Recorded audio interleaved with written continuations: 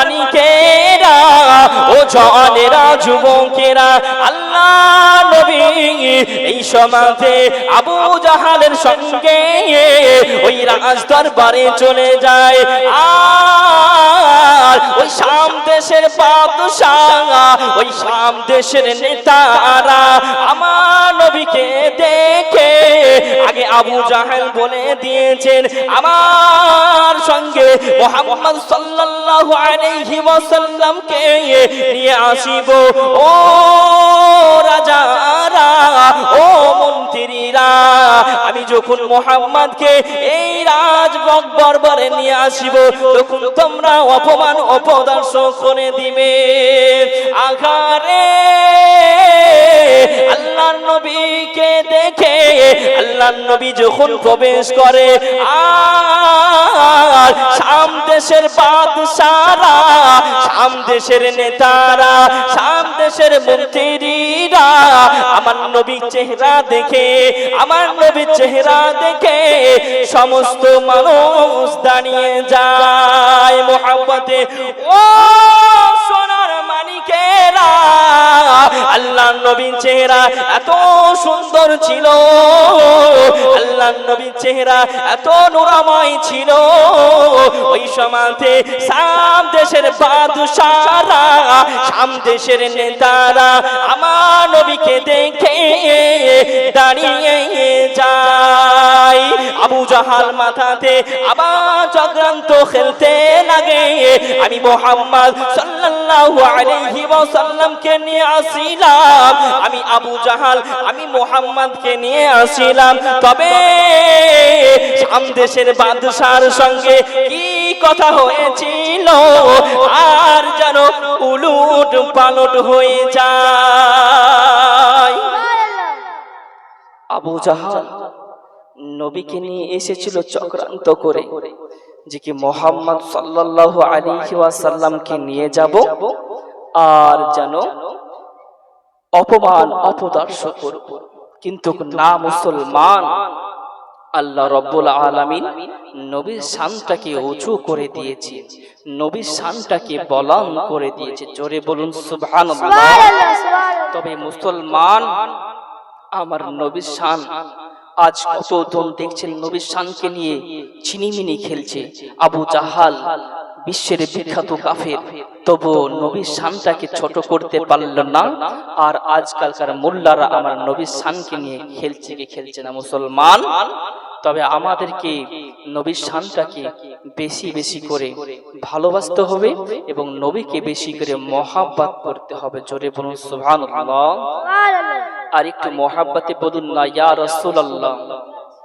তুমি মানলে মানো, তুমি মানলে মানো, না মানলে মন মানো না।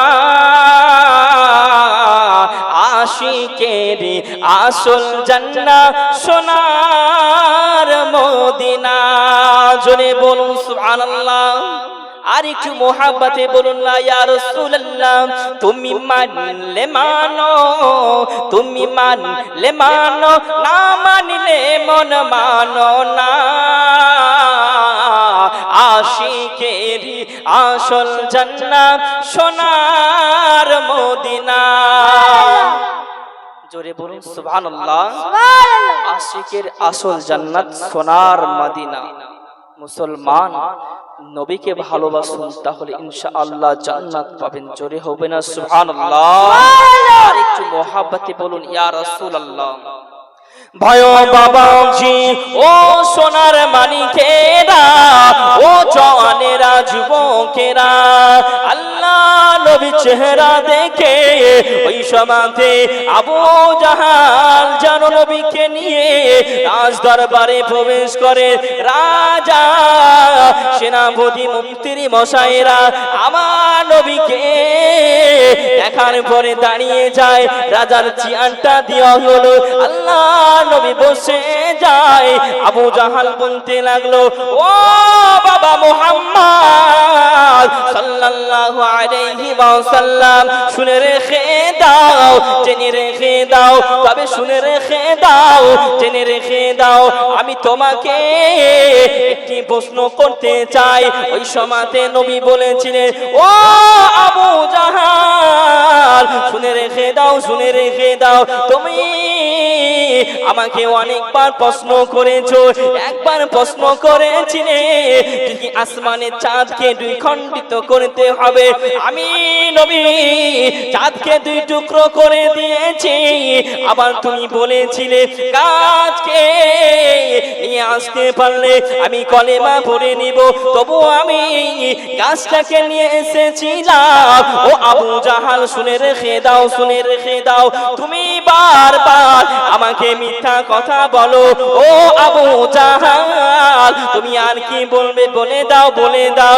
ওই সময়তে বলেছিল, ও বাবা মুহাম্মদ সাল্লাল্লাহু আলাইহি ওয়াসাল্লাম শুনে রেখে দাও, জেনে রেখে দাও, ওই সময়তে রাজা বলেছিলেন, ওই সময়তে বাদশা বলেছিলেন, ওই শাম দেশের নেতারা, ওই শাম দেশের বাদশারা একটি কথা বলেছিল, ও বাবা মুহাম্মদ সাল্লাল্লাহু আলাইহি ওয়াসাল্লাম আপনার কথা যদি না মানে, আপনার কথা যদি অমান্য করে দেয়, আমি এই শাম দেশের বাদশা বলে দিলাম আমি কলেমা পড়ে মুসলমান হয়ে যাব। মুহাব্বতে আল্লাহর নবী বললেন, আপনি আমাকে অনেকবার প্রশ্ন করেন ও আবু জাহাল, তবে আপনি আমার কথা শুনেন না। আপনাকে আমি বলে দিই, তারপরে আপনি দাগ থেকে হটে চলে যান। তবে মুসলমান আমার নবী পারবেন কি পারবেন না? জোরে বলুন সুবহানাল্লাহ। নবীকে প্রশ্ন করা হবে, নবীর প্রশ্ন উত্তর দিতে পারবেন কি পারবেন? জোরে বলুন সুবহানাল্লাহ। আমার নবী ইলমে গায়বের সংবাদদাতা, নবী পারবে ইনশাআল্লাহ। তবে মুসলমান আমাদেরকে নবীকে মহব্বত ভালোবাসতে হবে। একটু মহব্বতে বলুন ইয়া রাসূলুল্লাহ। ভাই বাবাজি, ও সোনার মানিকেরা, ও জওয়ানেরা, যুবকেরা, আমার ভাইজানেরা, আমার সোনার মানিকেরা, আল্লাহ নবীকে এবার প্রশ্ন করে দিলেন। আবু জাহাল বলতে লাগে, ও বাবা মুহাম্মদ সাল্লাল্লাহু আলাইহি ওয়াসাল্লাম শুনে রেখে দাও, শুনে রেখে দাও, জেনে রেখে দাও, এই শাম দেশের বাদশা, এই শাম দেশের রাজা, তিনার চেয়ারে বসে বসে, তিনার কুরসিতে বসে বসে কি কথা ভাবে আর কি বলে একটুখানি বলে দাও। ও ভাইজানেরা, আল্লাহর নবী বলতে লাগিলেন, ও আবু জাহাল, ও আবু জাহাল আপনি শুনে রেখে দেন, আপনি জেনে রেখে দেন, সমস্ত সৈন্যরা, সমস্ত সৈন্যরা দাঁড়িয়ে যায়। আল্লাহ নবী এবার বলতে লাগে, ও আবু জাহাল শুনে রেখে দেন, শুনে রেখে দেন, এ বাদশা, এই শাম দেশের রাজা, আল্লাহ পাক তিনাকে একটি সন্তান দিয়েছে, একটি মেয়ে সন্তান দিয়েছে।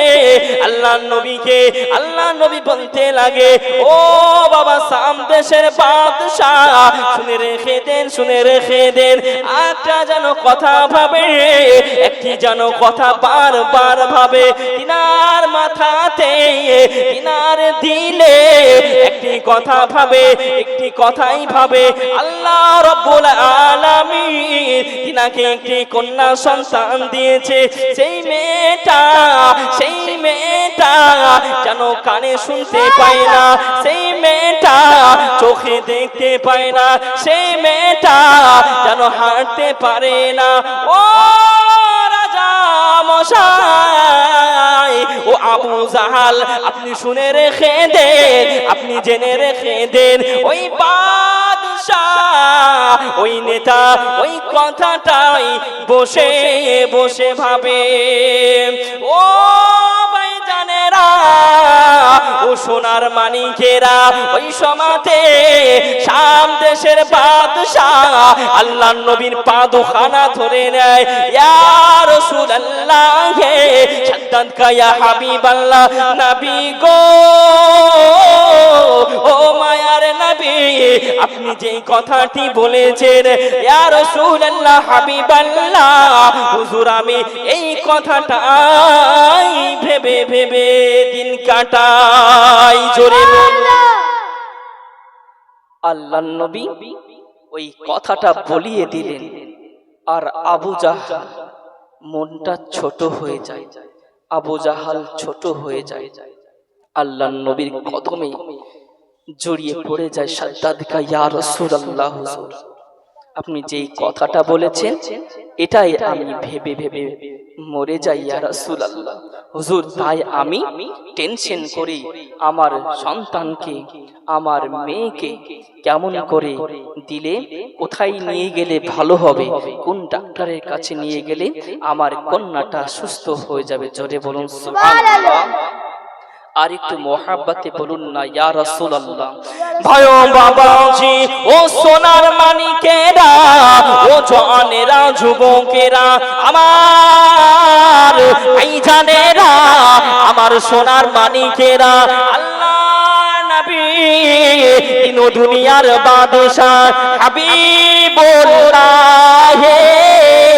জনাবে মুহাম্মাদুর রাসূলুল্লাহ সাল্লাল্লাহু আলাইহি ওয়াসাল্লাম, নবী আমার ওই সময় বলেছিলেন, ও শাম দেশের বাদশাহ, ও শাম দেশের নেতা, শুনে রেখে দেন, জেনে রেখে দেন, যান যান চলে যান, চলে যান, আপনার বাড়ি চলে যান, আপনার মেয়ের কাছে চলে যান, আমি রাসূলুল্লাহ হাবিবুল্লাহ আমি জানিয়ে দিলাম আপনার মেয়েটা সুস্থ হয়ে গেছে।